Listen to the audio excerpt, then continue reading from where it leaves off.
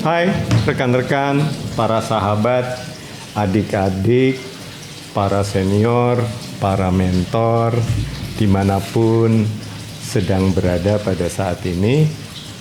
Ini saya mendapat tugas dari Idam tentu saja. Sebetulnya juga enaknya, asiknya itu bicara-bicara dengan teman kita Angela yang menjadi juga sparring partner dalam melatih kita berbahasa Inggris. Kali ini saya diminta untuk menyampaikan katakanlah kompartemen ketiga dari dokumenter, bincang santai untuk bisa membuat syukur-syukur jadi bekal keseharian kita, yaitu tentang kiat bagaimana bertindak atau bereaksi terhadap satu rangsangan. Kalau mendengar rangsangan itu rasanya kok bagaimana? Mungkin saya menggantinya dengan kata stimulus. Kita lihat aja di dalam satu bahasa, satu keanehan dalam bahasa Inggris yang bisa digambarkan. Mungkin saya memerlukan kertas ini. Ini dari biasa ya, bincang-bincang di kelas, bincang-bincang kalau kita memanfaatkan waktu.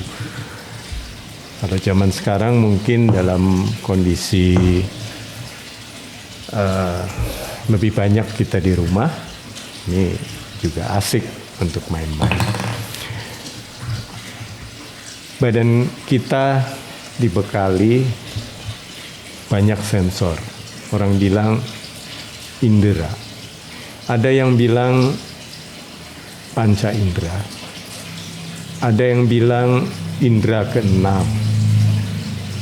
Kalau kita di sini ngobrol atau bincangnya sih, indera itu sebetulnya paling tidak ada 8. Tapi itu nanti kita bicaranya.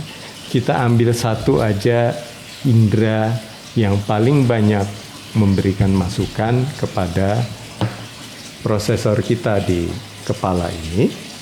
Kemudian dari inderanya adalah mata, prosesornya adalah kalau hardware itu sebut saja brain, kalau softwarenya katakanlah mind, cara kita berpikir. Dari rangsangan yang kita terima, terus kita bereaksi. Nah, gambarannya seperti ini. Ibaratnya, ini ibarat saja bahwa prosesor kita yang memerintahkan reaksi itu ada di tengah ini. Ini disebutnya black box-nya. Black box-nya saya tulis di atas. Kemudian ada satu stimulus atau rangsangan tadi di dalam bahasa Indonesia masuk ke indera kita, kemudian masuk ke prosesor. Stimulus ya. Saya tulis saja stim di sini. Dari stimulus ya tambahinlah biar lengkap. Kemudian diolah oleh prosesor kita dan kita melakukan satu tindakan. Tindakan. Benar nggak ya bahasa Indonesia akhiran ini? Benar rasanya. Ada stimulus masuk, datang, rangsangan, kita olah, kemudian kita bereaksi. Ya, kalau dia bersifat datang, reaksi, saya gambarkan dengan garis putus-putus ini. One single reaction, dengan cepat sekali, itu kita disebutnya dalam bahasa Inggris. Enak sekali sebetulnya kalau ada Angela, sahabat kita, adik kita yang sangat kita lindungi, karena Angela sangat paham tentang bahasa Inggris. Itu disebutnya adalah reaktif. Ini ya, reaktif. Datang stimulus, langsung kita bereaksi. Paling sering ini di pasar atau di daerah Bronx, atau mungkin di tempat kuliah atau di SMP, di SMA, ketika masa belum kenal betul, lagi jalan berpapasan, bahunya tersenggol, nggak sengaja. Reaksinya adalah balik badan, pegang kerahnya. Apa lo? Maksudnya, kenapa lo nyenggol gua? Atau mengapa kamu tidak sengaja menyentuh saya? Kalau kita bicaranya begitu, itu namanya bukan reaksi. Reaktif itu sopan. Biasanya apa lo? Itu ya. Ini disebutnya reaktif. Nah, ada juga stimulus yang sama, kemudian oleh black box ini di analisa dulu. Melihat matanya ke arah sana, kenapa tadi saya tersenggol? Apakah orang itu buru-buru? Apakah itu ancaman? Apakah itu tidak sengaja? Saya lihat begini, dia langsung, maaf, saya sedang terburu-buru. Nah, proses itu yang memberikan alternatif satu, misalnya berkata, maaf ya, saya keburu-buru. Oh ya, no problem, biasanya gitu kan. Ya oke. Reaksi kedua, misalnya dia bisa reaksi yang kedua, nggak apa-apa, itu satu hal yang biasa, namanya juga jalan sempit, bersenggol-senggolan. Atau kalau sehari-hari di motor gitu, kata orang kan jarak kerentangan frekuensi manusia itu serentangan tangan. Masih muda, darah tua juga ada yang begitu. Di sepeda motor pepetan ya, di lampu merah, terlalu dekat, diliatin gitu. Reaksinya, kenapa? Nantang. Enggak, helmnya bagus, beli di mana ya? Kan langsung, aduh, ini di luar dari konteks saya nih, mikir pertamanya, karena sudah sering lihat film action atau apa gitu ya. Nah tadi ada satu, ada dua kemungkinan, ada nggak yang lain kemungkinan? Ada aja. Tertawa, tersenyum, katakanlah 3. Apa sih kalau reaksinya bermacam-macam ini? Kita bisa milih 1, 2, 3, 4, 5, 6. Itu sebut saja kita kreatif.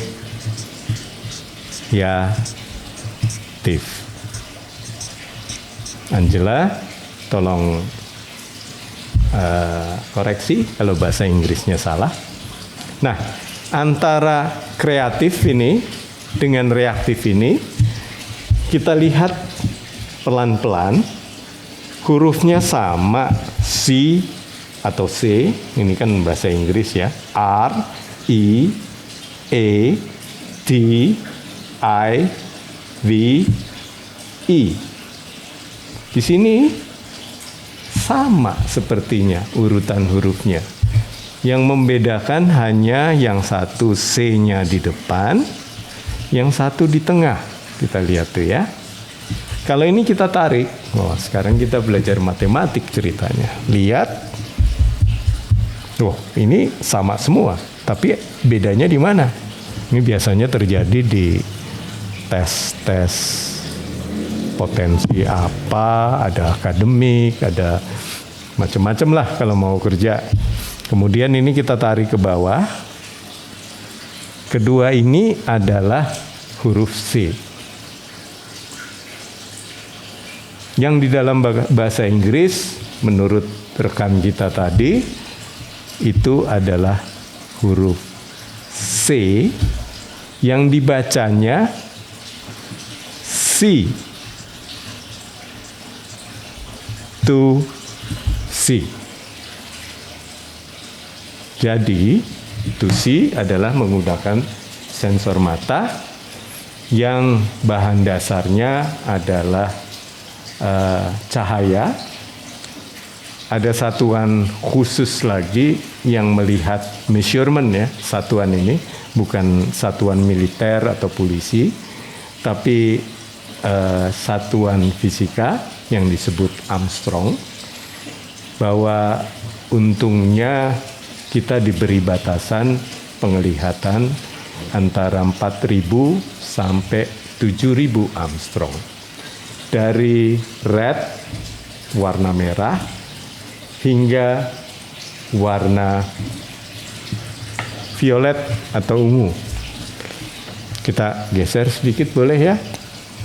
Nah, mata kita tuh sebetulnya cuma dikasih batas di sini.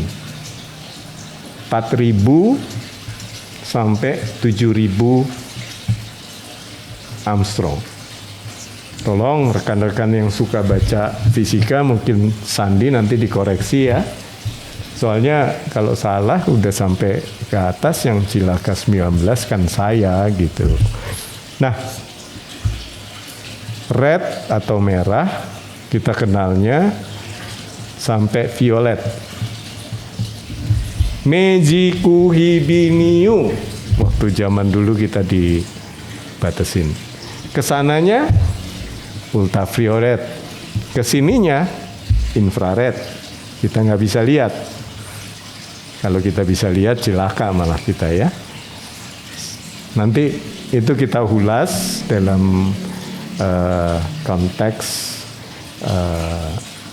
the art of seeing things.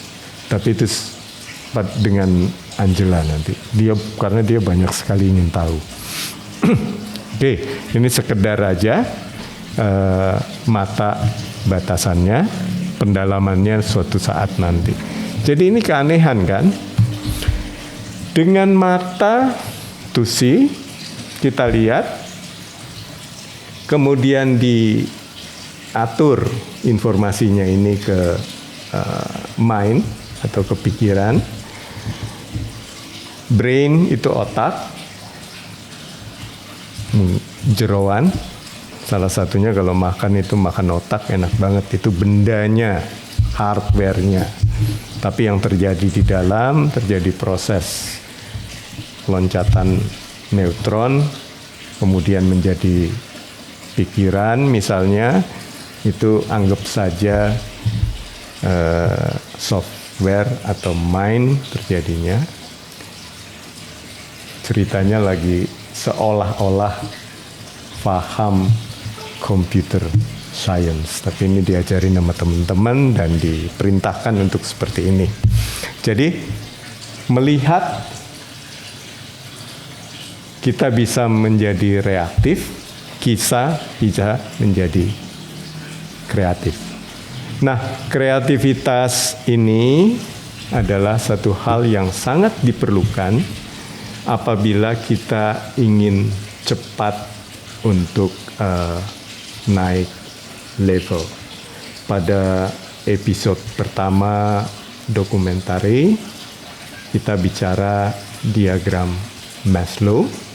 Nah, salah satu untuk meningkatkan kita lebih cepat adalah ketika kita melihat, menjaga mata kita dalam memberikan inputan untuk bertindak. Nah, demikian tadi adalah kiat bertindak atau bereaksi. Terima kasih untuk pertemuan singkat ini, rekan-rekan, adik-adik, para senior, dan kita bertemu pada bincang yang lain lagi, hal-hal yang menarik, dan kami pun membuka diri apabila ada rekan-rekan, mentor, adik-adik, siapapun yang ingin berbagi kiat dengan kami. Terima kasih, sampai jumpa episode berikutnya.